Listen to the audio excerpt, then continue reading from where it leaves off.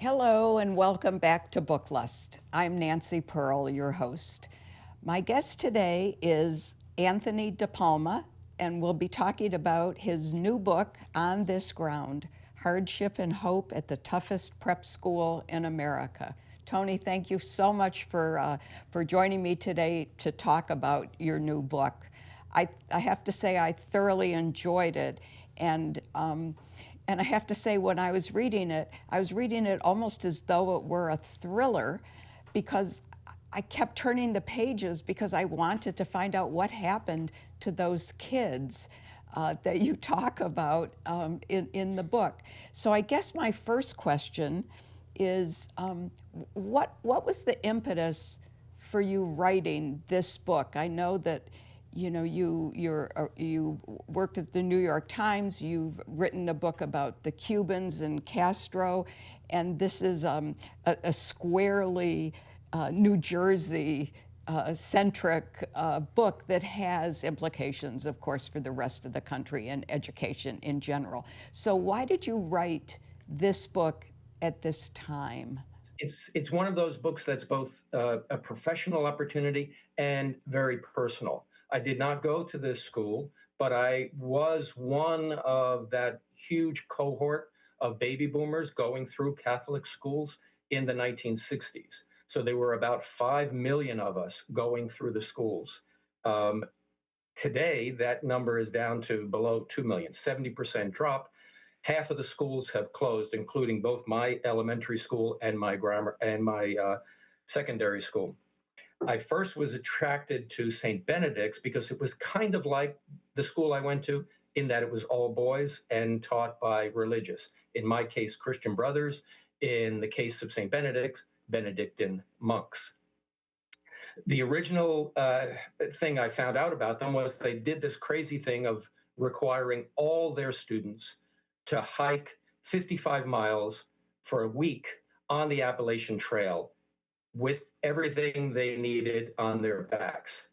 That was astounding to me that a school would actually require that, not as an option, but everyone had to do it.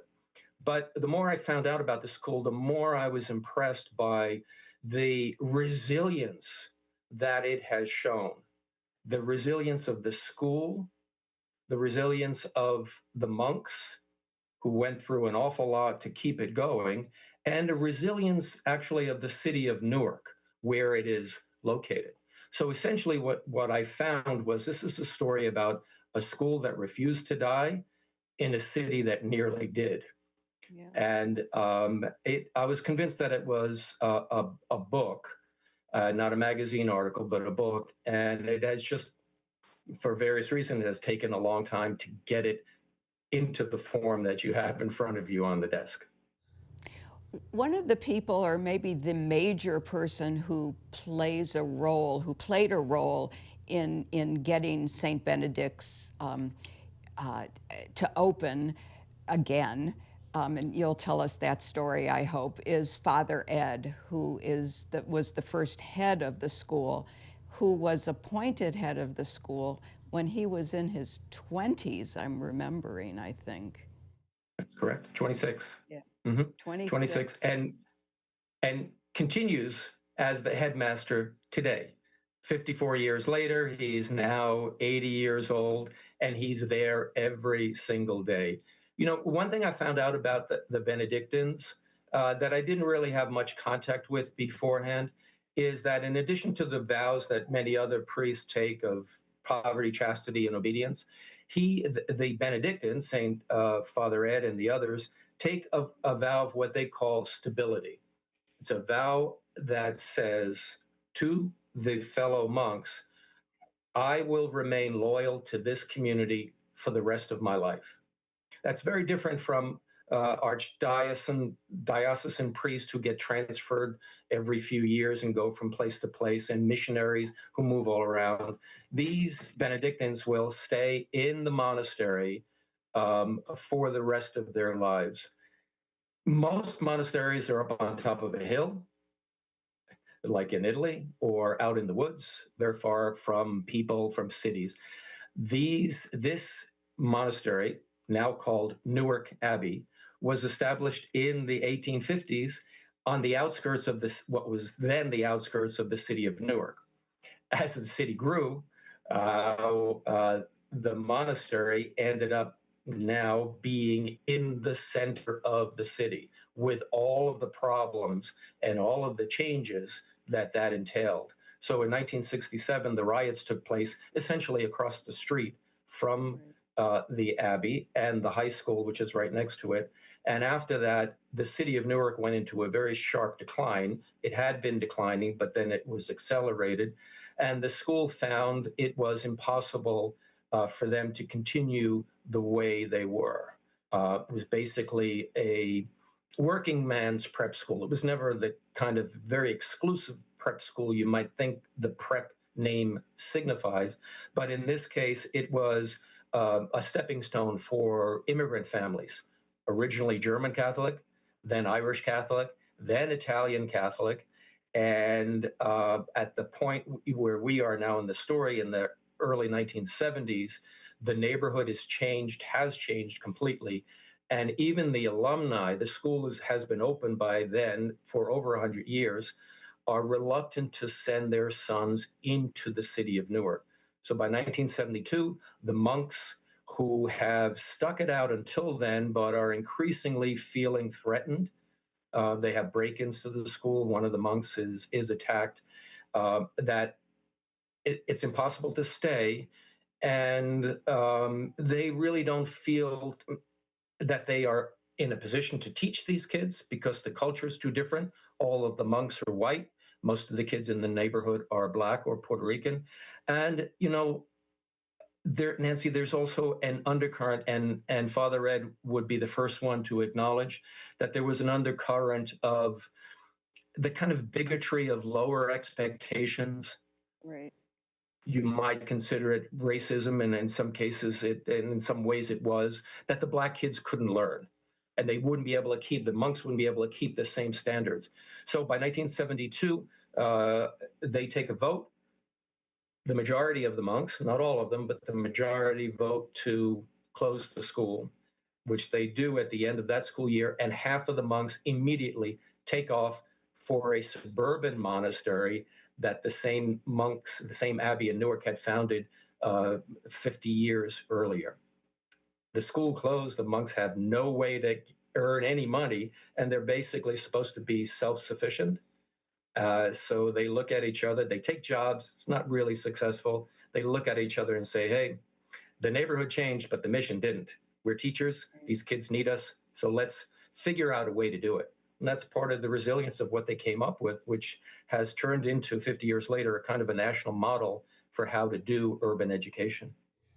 Yeah, I think that's one of the most interesting, an interesting part of the book is how that vote by the monks is really like a metaphor, if you will, for the questions about race and that whole 1960s thinking about how do we live as a country or a community of different colors, different ethnicities, all of that. And I thought the fact that there were monks who stayed and said, no, this is our mission, this is our community, and part of that is building that community, built this school. And then following on that, it wasn't originally called a prep school, which is another thing I think Father Ed would had a big hand in that. So tell us that story. He did. And I think it goes back to that same idea of lowered expectations. So the school, they decide to reopen the school. It's going to be on a much smaller scale. They go from 600 boys to 89 in the first class. Of the 89, 85 are Black and Puerto Rican, 4 are white kids, including Father Ed's younger brother. So they make a deliberate decision that they don't want it to be all Black. They want it to be mixed. They want income levels to be mixed as well. Father Ed does an interview with the New York Times and says, we're not going to shovel everybody into college. We're going to do what the kids need. And we're going to call it We're going to call it St. Benedict's. They leave off the word prep. At some point after that first class is in the school, and the parents who are making big sacrifices to have their sons there are involved, there's a meeting with the monks, and one of the parents, a Black parent, stands up and basically challenges Father Ed and the other monks. And he wants to know why, when all of the kids were white, the school was called St. Benedict's Preparatory School. But now that most of the kids are not white, but are Black or Puerto Rican, the name prep has been dropped. Well, it is a real reawakening for Father Ed, who realized that maybe he was guilty of some of the same kind of bigotry and racism of the monks who decided to leave. And immediately they make the decision to change it to St. Benedict's Preparatory School, which is what it was and what it is today. Right. And the curriculum at that time, the school did not include girls. It was an all-boys school, which so many of the Catholic schools at that time were same-sex schools. But Father Ed and the other monks make a decision to include girls at St. Benedict's. So tell us that story. That only took place in 2020 during COVID. So a nearby Benedictine academy in the city of Elizabeth, which had been around for 100 years, taught by Benedictine nuns, but there's really no connection between the abbey and the nuns monastery. That's also a monastery. They're victim of the same process of declining enrollment, rising cost. Kids are not willing to come in. So after during COVID comes along, and it really is the nail in the coffin. So the nuns decide to close the school. The girls in the school, this is the girls themselves, the student leaders, who have been taking courses with leadership courses with the counselors from St. Benedict. So in the last few years, there has been a connection. So they know what the rule of St. Benedict is, 1,500-year-old rule, 73 different chapters, that basically says you need to be aware of the needs of the community, right? The people around you. So the girls themselves, the senior leaders in the girls' school, who are about to graduate, so they're taken care of, but they're worried about their sisters. And they've already learned the lesson from St. Benedict's, which is emblazoned over the front entrance and says, whatever hurts my brother hurts me. So they go to the leadership in the boys' school. They hatch a plan. They drag Father Ed in and they say, you've got to do something. You've got to get us in here. Now, by that point, the school had gone through almost 150 years of history as an all-boys school. Nobody had ever considered the possibility of the girls being there. Father Ed says there's no money, there's no space, there's no way we can do this. And the girls insist that you have to. So he now refers to it as the girls breaking in to the school. He figures out a way to do it, that the rule of St. Benedict's requires it. And they bring in a very small cohort. Luckily for them, it was COVID. So they didn't need the space right at the beginning. But now they're up to an enrollment of 200 girls physically on the property. It's co-institutional, not co-educational, so the classes don't mix. But they are involved in this very important thing that they do every morning, which is called convocation.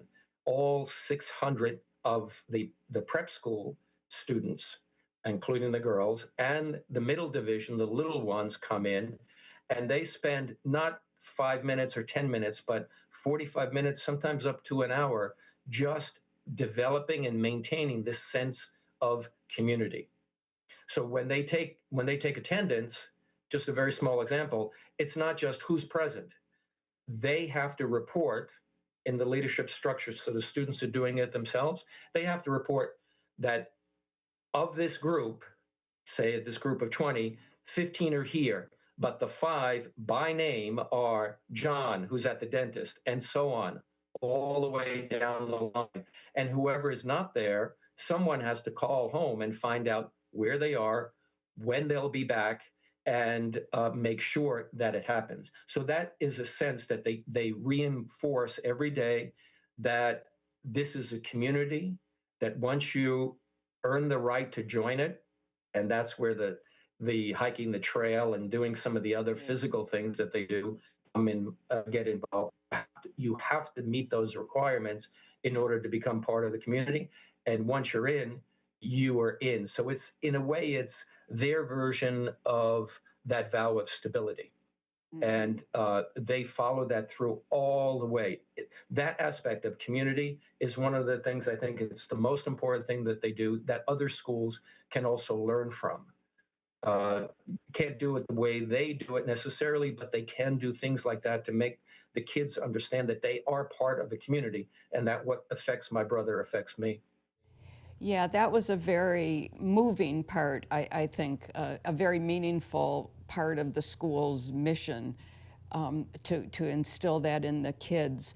One of the young men that you talk about in the book is Ray, and he's a leader at the school, and is found cheating on an exam. And the school, Father Ed and the school, has to decide what the punishment should be, which could be as bad as expulsion. And I don't think I'm exaggerating that Ray really, he leads the convocation. He's the top senior, I think, at that time, and has enormous power among the students. And St. Benedict's, you explained so well, is a school where deliberately the students are making many of the decisions that at other schools and formerly the administration might have made. And they're trusted to do that, which is like amazing. So what happened to Ray? It reads something like a mystery.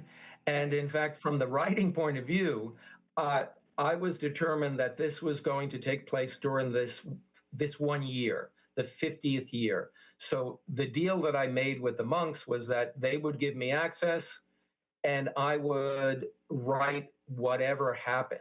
So I was trying to pick my subjects. I didn't start with any. Um, Ray, and that's not his real name. We had to just go back and forth about it, but I decided he wants his real name in there, but I decided it probably is not a good thing for him. He'll recognize that in 10 years. But he stands out. He's a natural leader, and he comes from a disadvantaged, kind of dysfunctional family. His dad was involved in drugs and had spent some time in jail, and he wakes up one morning, Ray wakes up one morning with a SWAT team in his bedroom coming to arrest his dad. And early on, he starts to show how what kind of a leader he's going to be, and he's going to be a very strong leader. So the students get involved in another episode early on in the book when their soccer team, which is it hadn't lost a single match in 106 games, right? They are the national prep school champions. Their number one player is the high school soccer player of the year, 2 years in a row. They haven't lost any game until I happen to show up to report on this championship game and they lose. And of course, these are high school kids, kids from tough streets who've had tough lives. And they sort of react in the way you would expect them to react, which is not great when the team loses. So they start exchanging emails. Ray is monitoring them. It's a little bit of trash talk, but then it escalates into some pretty serious stuff, kind of reflective of where we are in the country today. And so a couple of the kids on the rowing team who aren't getting much attention start to say, well, why did the school bring in this key soccer player from Africa and give him a scholarship? And his buddy on the team also got a scholarship. rowing team doesn't get that kind of money. So they are back and forth, and they eventually say, send them back to Africa. Well, a 14 or 15-year-old kid doesn't really understand maybe how serious that is, but Ray did, and Father Ed did. Father Ed gave him one punishment, but it was just a day. But Ray stood up and said, "Look, that's not enough. Just to suspend them for a day." So he takes away their uniform, so they're no longer a part of the community, and they have to appear at morning convocation and apologize to the whole school. That's pretty tough stuff, but he's the one who's insisting on it. Go a few months later, and ironically, and I had no idea this was going to happen. He was the hero of the book, the natural leader. He ends up trying to fudge on a test to increase his score so he could get into the college that he wants. So he cheats. And ironically, he cheats using his phone. One of the hardline decisions he made early on was to ban all phones from the school, but except for the leaders who needed in order to coordinate leadership. So he does that. But I think what it says that's so important is the Benedictines, going back 1,500 years, always leave open a path to redemption. And so the kids who texted had their membership taken away, but they're given the opportunity to regain it, which they did. Ray loses his leadership position. They don't expel him, but he cannot be the leader any longer. He keeps his uniform, but each uniform has a crest, the St. Benedict's crest. His is taken off. So everybody knows that he's the one who did this. But he doesn't shrink away. He doesn't hide in the corner. He doesn't get angry and say, I've only got 5 months left in school. I'm not even going to show up because of the way they treated me. He stays there. He continues to lead wherever he can. In the end, when they have senior night, he has to sit there and watch his replacement, somebody they grabbed from a lower level of leadership, win the presidential medal that by rights ought to have been his had he not made this mistake. And he sits there with his head up and congratulates his friend and remains there. And I think that is the message. Not that he cheated. I'm fortunate that he did. I think he learned a lesson, but that having made a mistake, he came back and insisted that that mistake is not me.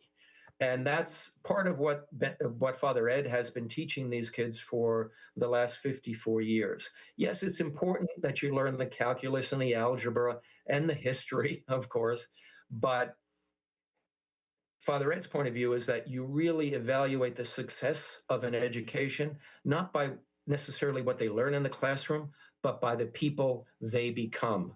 And so it was important for me, having spent 2 years with these young kids, to also spend time with some of the alumni who may have gone through the school 50 years ago and what they have turned out to be. And time after time after time, I found that some of those lessons have stuck with them forever. Maybe the calculus didn't, but the idea of protecting my brother and being part of the community, that lesson did stay with them. Yeah. Well, thank you. Thank you again for being on the show, and thank you for writing this book. I think it's filled with lessons that the larger community can take. Thank you.